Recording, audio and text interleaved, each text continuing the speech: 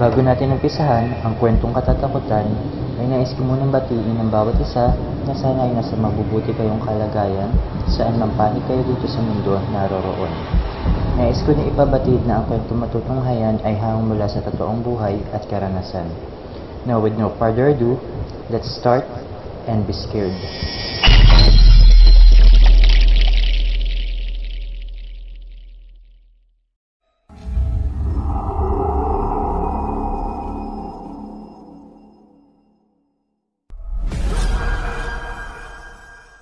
Magandang araw po sa lahat ng mga nakikinig, lalong-lalo na po sa mga admin, narrators, at sa mga bumubuo nitong Pinoy Creepy Tales YouTube channel. Bago ko po simulan ang aking kwento, ay gusto ko po munang batiin ng magandang araw ang ating narrator na si Boss Giancarlo, lalong-lalo na sa kanyang pamilya. Ang kwentong ito ay nangyari sa akin taong 1992 sa isang liblib na bayan sa Mindanao. Tawagin nyo na lamang po ako sa pangalang Kulas at 18 taong gulang po ako nung mangyari ang karanasang hinding-hindi ko makakalimutan. Gabi-gabi sa bayan namin ay may maririnig kaming sigaw na humihingi ng tulong. Halos walang gabi na walang sigawan ang maririnig sa aming sentro. Hindi naman namin alam kung ano o kung sino ang may kagagawa nito. Nakakakilabot kung ito'y iyong pakikinggan at nakakaawa ang mga taong nagsisigawan. Minsan din ay iyak ng mga baboy o hayop ang maririnig namin at kinabukasan ay matatagpuan na lamang ito na wakwak ang tiyan na nawawala din ang mga laman loob. Minsan din po ay puro buto na lamang ang matatagpuan na puros mga nakakalat sa damuhan o sa kalsada. Isa raw nila lang ang kanilang pinaniniwala ang may kasalanan. Walang iba, kundi ang mga aswang. Hindi namin malaman ang kanyang pagkakakilanlan sapagkat magaling itong magtago at magkunwari. Ganyan naman talaga ang mga aswang Tao sa umaga pero nakakatakot at mabalasik naman sa gabi.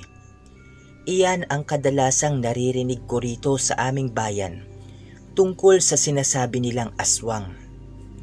Kasalukuyan akong naglalakad noon nang may makasalubong akong isang magandang babae. Itago na lamang po natin siya sa pangalang si Jenny.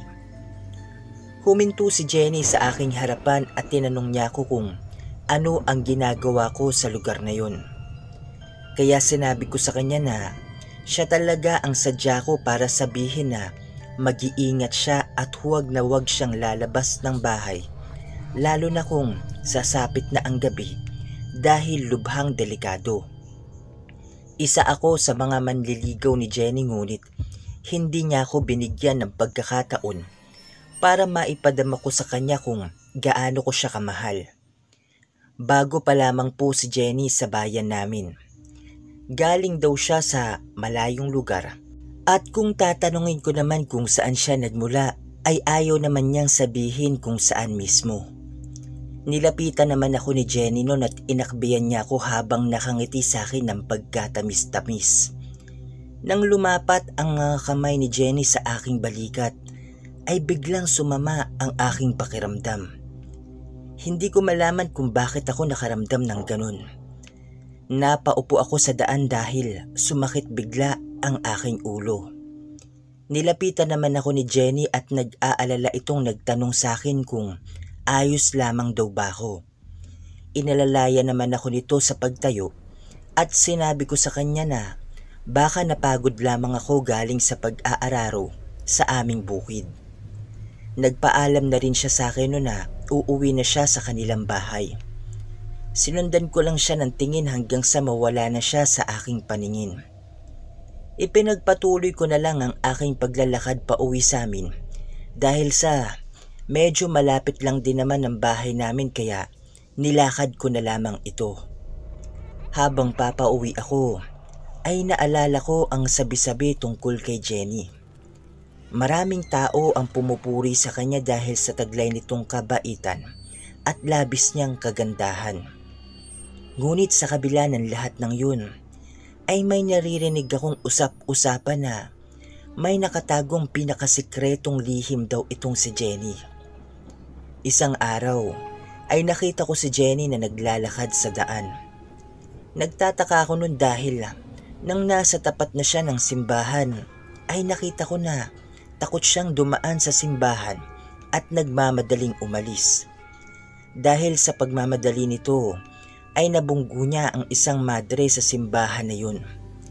Narinig kong tinanong si Jenny ng madre kung bakit parang nagmamadali raw siya at ang sagot naman niya ay may humahabol daw sa kanya.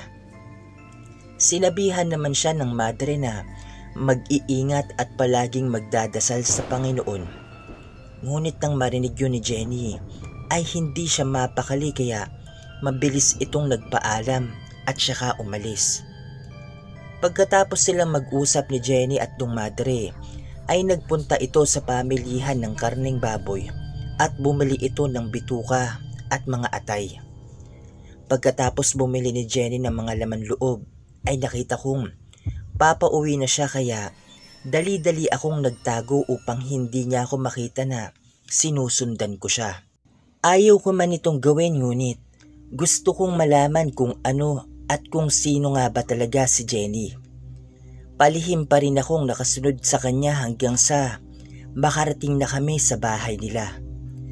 Nakita kong pumasok siya sa loob ng kanilang bahay na gawa lamang sa kawayan at amakan kaya kitang-kita ko sa loob ang pinaggagawa nito.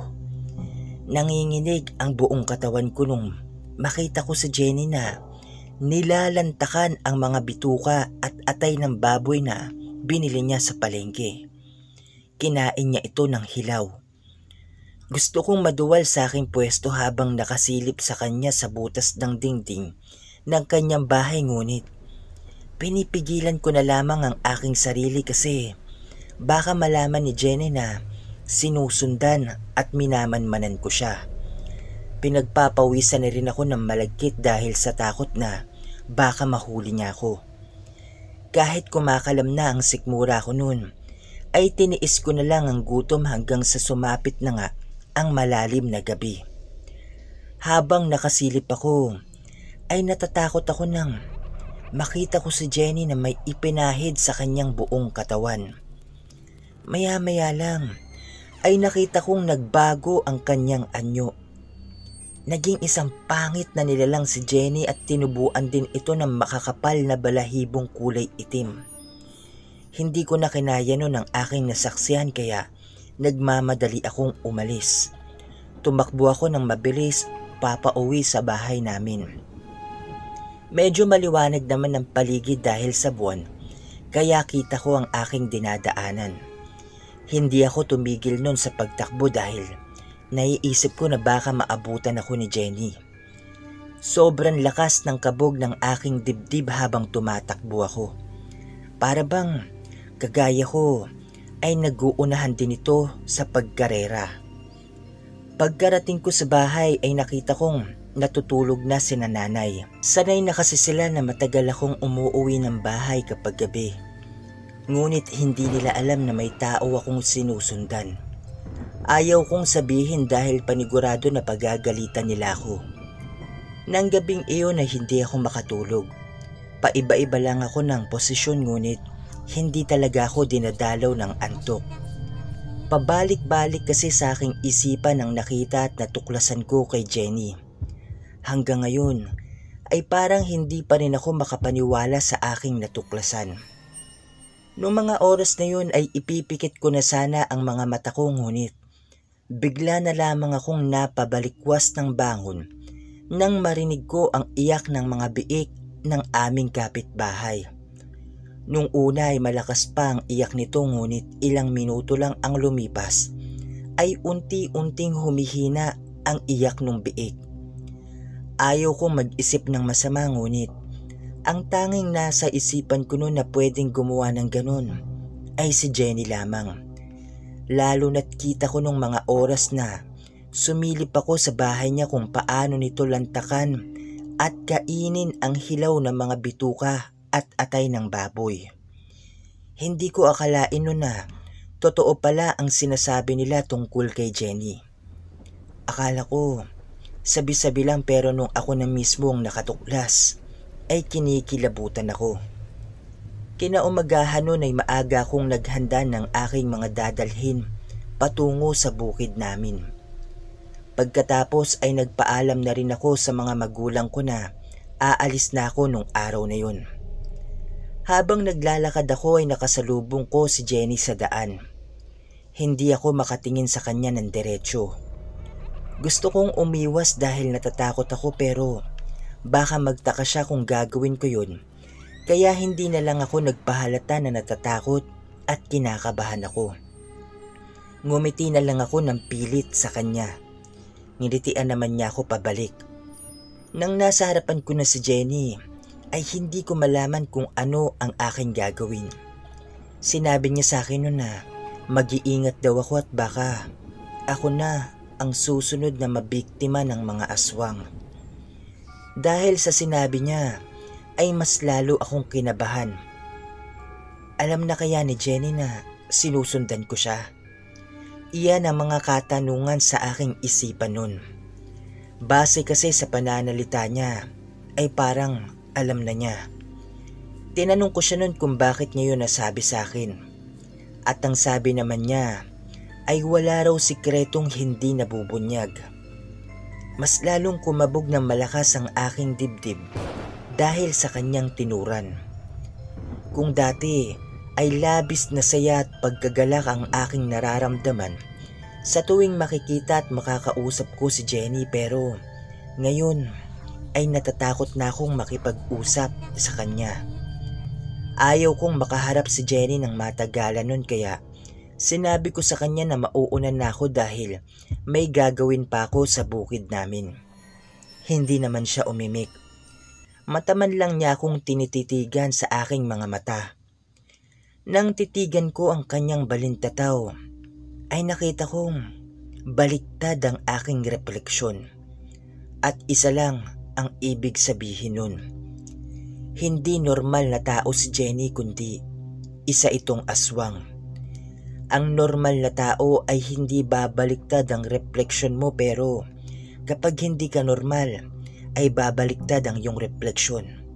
Kumbaga, totoo yung mga sabi-sabi o haka-haka tungkol sa mga aswang. Ako na lang ang unang umiwas ng tingin dahil hindi ko kinaya ang makipagtitigan sa kanya. Natatakot ako. Doon pa lang ako nakahinga ng maluwag nang biglang dumating si tatay.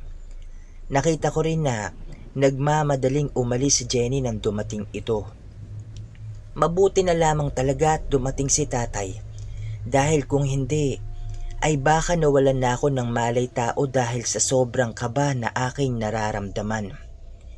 Tinanong ko si tatay nun kung saan siya pupunta. Nakita ko kasi na nakabihis ito na para bang may pupuntahan.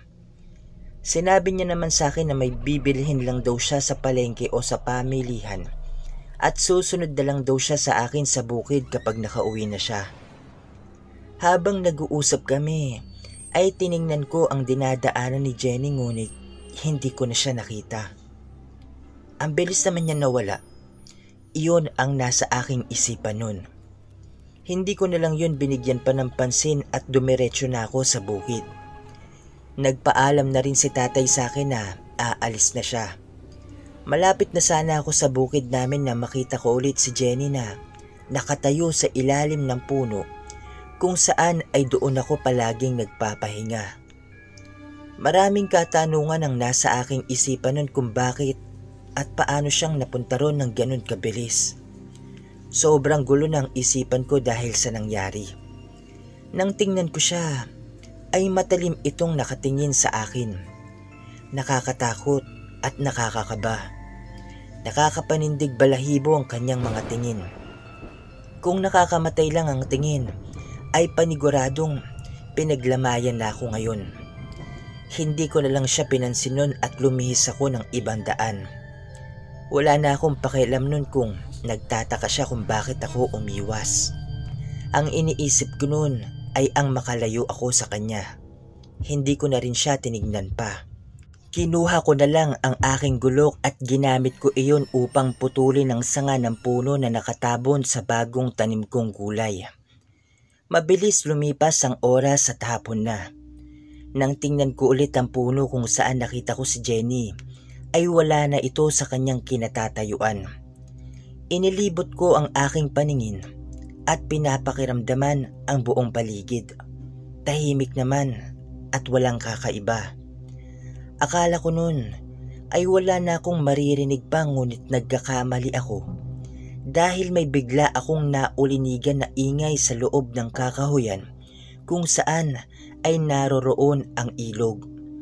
Napagdesisyonan ko noon na alamin kung ano ang ingay na yun. Hindi ko inalis ang aking tingin sa kakahuyan. Pagdating ko ay nagtago ako sa malaking kahoy at sumilip ako sa ilog. Doon ko nakita ang isang nilalang na kinakain ang kawawang baboy ramo. Kitang-kita ko kung paano nito wakwakin ang tiyan ng kawawang baboy ramo at pagkatapos ay kanyang nilantakan ang mga laman loob nito. Hindi ako umalis noon sa aking pinagtataguan hanggang sa nakita kong naubos ng nilalang na yun ang baboy ramo o ligaw na baboy kung tawagin dito sa aming lugar. Habang patuloy akong nakasilip, ay halos panawan na ako ng ulirat nang biglang lumingon sa aking pwesto ang nilalang na nakita ko. Mas lalong kumabog na malakas ang aking dibdib at naliligo na rin ako sa aking sariling pawis. Bago pa man makalapit sa akin ang nilalang, ay mabilis na akong umalis at matuloy na tumakbo papauwi sa bahay namin. Pagkarating ko, ay uminom agad ako ng tubig. Ilang minuto rin ang dumaan bago tuluyang kumalma ang naghuhurmentado kong isip at puso. Noong mga oras na yun, ay alam kong si Jenny iyon. Simula nung matuklasan ko ang kanyang pinakatatagong lihim, ay umiiwas na ako sa kanya. Iyong nararamdaman ko para sa kanya, ay kusa na rin itong naglaho kasabay ng paglaho ng aking tiwala sa kanya. Sinabihan ko na rin ang aking mga magulang tungkol kay Jenny para iwasan na rin nila ito. Mas mabuti nang maging alerto bago pa mahuli ang lahat. Noong una ay halos hindi rin sila makapaniwala, pero nung sunod-sunod na ang pagkawala at pagkamatay ng mga hayop ng aming kapitbahay, ay doon na sila naniwala sa akin. Nakita na rin nila minsan si Jenny na nambiktima ng mga hayop. Kaya mula noon ay umiiwas na kami sa kanya. Pero isang araw ay napag-alaman na lang namin na umalis na si Jenny sa aming lugar. Siguro natatakot siya na baka kung ano pang gawin sa kanya ng taong bayan. Simula nung umalis si Jenny ay naging tahimik na ang aming bayan. Wala nang namamatay na mga hayop at wala na rin ang aming kinatatakutan. Naging panatag na ulit ang aking kalooban. Nagpapasalamat din ako sa Panginoon dahil hindi niya kami pinabayaan at binigyan niya pa kami ng mahaba-haba pang buhay. At iyon po ang aking kwento at karanasan. Sana'y inyong nagustuhan. Maraming salamat po sa inyong pakikinig. Ako po muli ito si Kulas mula sa isang liblib na bayan dito sa Mindanao.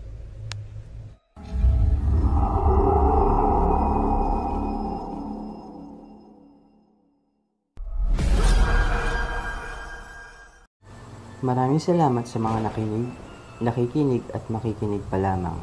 Nakalagay sa description box ang email kung saan pwede kayong magpadala ng mga nakakatakot na karanasan at kababalaghan. Huwag po natin kalimutan mag-subscribe, i-share at i-like ang video. Comment down below para sa mga shoutouts sa next video.